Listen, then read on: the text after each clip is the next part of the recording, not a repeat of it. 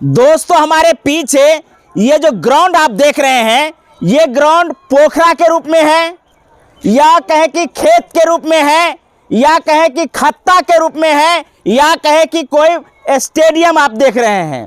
हम सवाल करते हैं स्थानीय जनप्रतिनिधि से, हम सवाल करते हैं बिहार सरकार से, कब एक अच्छा स्टेडियम मधुबनी में देखने को मिलेगा। आखिर कब तक जो है ये मधुबनी स्टेडियम इस प्रकार की स्थिति में रहेगा। हमारे साथ जुड़ने वाले हैं गौरव जी, और गौरव जी लगातार आप इस मुहिम को बढ़ाते रहे हैं, ये मुहिम कब तक आप चलाते रहेंगे और कब जो है मधुबनी के लिए स्टेडियम बनकर तैयार होगा? जी, सबसे पहले तो राम सुंदर जी, मैं आपको धन्यवाद देता हूं कि आप तमाम मीडिया बंधु ने इस ज्वलंत मुद्दे को जीवित रखा। आपने पूछा कि कब तक बनेगा, वो कहते हैं ना, रख हौसला वो मंजर भी आएगा, प्यासे के पास चलकर दरिया भी आएगा, मत थक कर बैठे मंजिल के मुसाफिर, मंजिल भी मिलेगी और मंजिल का मजा भी आएगा। मतलब आपको विश्वास है कि बन जाएगा? एकदम एकदम। आप तारीख पे तारीख नहीं होने वाला ये तो मेरा क्वेश्चन होना चाहिए था। जी, क्योंकि बार बार ये बजट आता था 20 करोड़ 37,88,000 रुपए का, लेकिन रुक जाता था। प्रशासनिक स्वीकृति मिलती थी, लेकिन पता नहीं कहाँ विलुप्त हो जाता था वो पैसा। लेकिन अब उम्मीद है कि ये स्टेडियम बनेगा। ये जो खंडहर अवस्था में है, ये बच्चों का जो भविष्य है, वो भविष्य इस खंडहर से जुड़ा हुआ है कि नहीं? एकदम जुड़ा हुआ है। अगर ये स्टेडियम अगर बन जाए तो यहाँ के लोग का, यहाँ के अगल बगल लोग का भी सर्वांगीण विकास होगा, और यहाँ के बच्चे भी जिला स्तर, राज्य स्तर और देश स्तर पर खेलेंगे, और धोनी के जैसे मधुबनी का भी नाम होगा। जिस तरह से धोनी की वजह से रांची का नाम है, वैसे भी यहाँ के बच्चे की वजह से मधुबनी का नाम होगा। और यहाँ बस ये स्टेडियम, इसको मत समझिए, ये आर्थिक विकास का एक गलियारा बन जाएगा। यहाँ स्टेडियम बनता है तो यहाँ के अगल बगल लोगों को रोजगार मिलेगा। रोजगार के नज़रिया से भी इसको आप देखिए।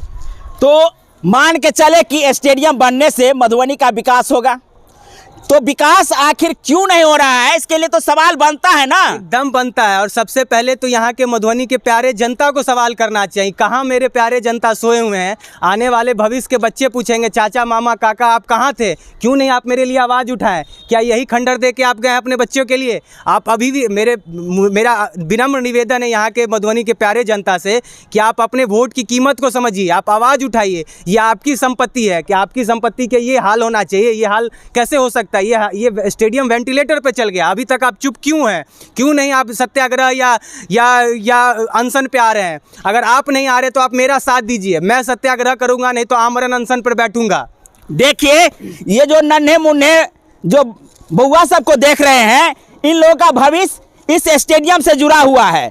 यदि बढ़िया स्टेडियम बन करके मधुबनी में तैयार होगा तो बच्चे जो है सो अंतर्राष्ट्रीय, राष्ट्रीय स्तर के खेल जो है सो खेल सकेंगे। एकदम खेल सकेंगे। मैं इस भूमि को नमन करना चाहता हूँ। ये जिसको छू दे वो हीरा बन जाता है। आप देखिए क्या कहता है कालिदास को, इसी भूमि से आए हुए हैं। तो अगर इस बच्चे को थोड़ा भी स्टेडियम मिल जाएगा तो ये बच्चे जिला स्तर, राज्य स्तर पर जरूर नाम करेंगे। PV सिंधु, मिल्खा सिंह और धोनी या विराट जरूर बन के दिखाएंगे। ये आपको, मैं आपको आश्वस्त कर रहा हूँ ऑन कैमरा कि अगर इनको बेसिक मूलभूत सुविधा अगर मिल जाए तो ये लड़का, ये बच्चे यहाँ के राज्य स्तर और देश स्तर पर अपना नाम और प्रतिभा करेंगे एकदम।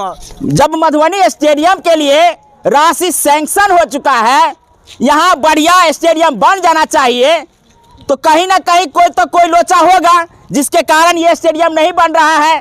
हम स्थानीय प्रशासन से गुजारिश करेंगे और स्थानीय जनप्रतिनिधि से खास करके गुजारिश करेंगे कि मधुबनी स्टेडियम को आप यथाशीघ्र धरातल पर उतारिए, नहीं तो ये जनता जग रही है। लगातार हम लोग भी रिपोर्टिंग कर रहे हैं, तो निश्चित रूप से मधुबनी स्टेडियम मुहिम जो है सो आपके ऊपर भारी पड़ने वाला है। और ये इस चुनाव में, इस मुहिम में स्टेडियम काफ़ी बड़ा मुद्दा रहेगा। अगर जिन प्रतिनिधि जिनको अगर चाह रहे हैं कि यहाँ से हम जीते तो मधुबनी स्टेडियम का कायाकल्प करना ही पड़ेगा। नहीं भैया, जातिवाद वाला यहाँ मुद्दा रहता है, क्षेत्रवाद वाला मुद्दा रहता है, लेकिन मधुबनी स्टेडियम कहीं भी मुद्दा नहीं रहता है। एकदम आप सही बोल रहे हैं राम सुंदर जी। जब वोट का समय आता है तो जाति और पार्टी देखा जाता है, लेकिन क्या आपके बच्चे का भविष्य ये है कि आप अस्पताल में जाइए, क्या आपके जाति देख के वहाँ पे डॉक्टर ट्रीट करता है? नहीं करता है ना। तो वोट क्यों जाति पे देना? 10 विधायक आपके जिला से जा रहे हैं। जी। तो उन लोगों से नहीं, उन लोगों का ये मुद्दा नहीं है। क्या लगता है खुटौना, बाबूबढ़ी,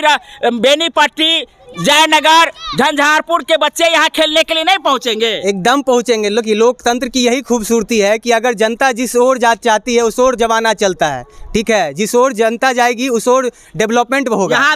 यहाँ से दो सांसद चुन के जाते हैं, तो उन सांसदों के क्षेत्रों का बच्चों का जो है सो विकास नहीं होगा इस स्टेडियम से। नहीं, विडम्बना है। विकास इसलिए नहीं होगा क्योंकि वोट के समय हम लोग जाति और पार्टी देख के वोट देते हैं, विकास पे वोट नहीं देते हैं, चिकित्सा पे, स्वास्थ्य पे, रोजगार पे वोट नहीं देते हैं।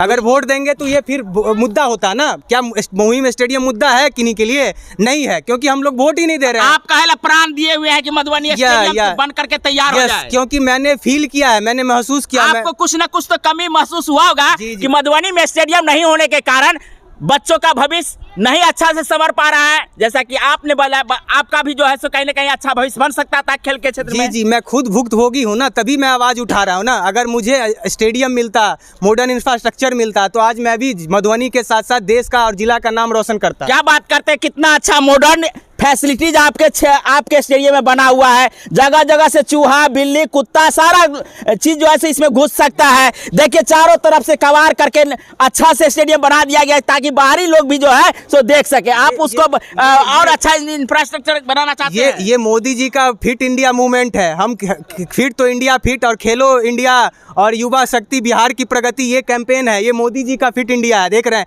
कहाँ से फिट होगा साहब? उदासीनता तो देख रहे हैं ना, उदासीनता तो है ना। आप लोकल लोगों को विकलांग बना रहे हैं, मानसिक रूप से दिव्यांग बना रहे हैं। कैसे लोगों का मानसिक स्तर वृद्धि होगा? अगर आप स्पोर्ट्स नहीं खेलेंगे, योगा एक्सरसाइज नहीं करेंगे तो सर्वांगी विकास होगा साहब? नहीं होगा। और गवर्नमेंट यही चाह रही है कि लोग विकलांग दिव्यांग बन के रहें, जिधर हम चाहें उधर वोट दें।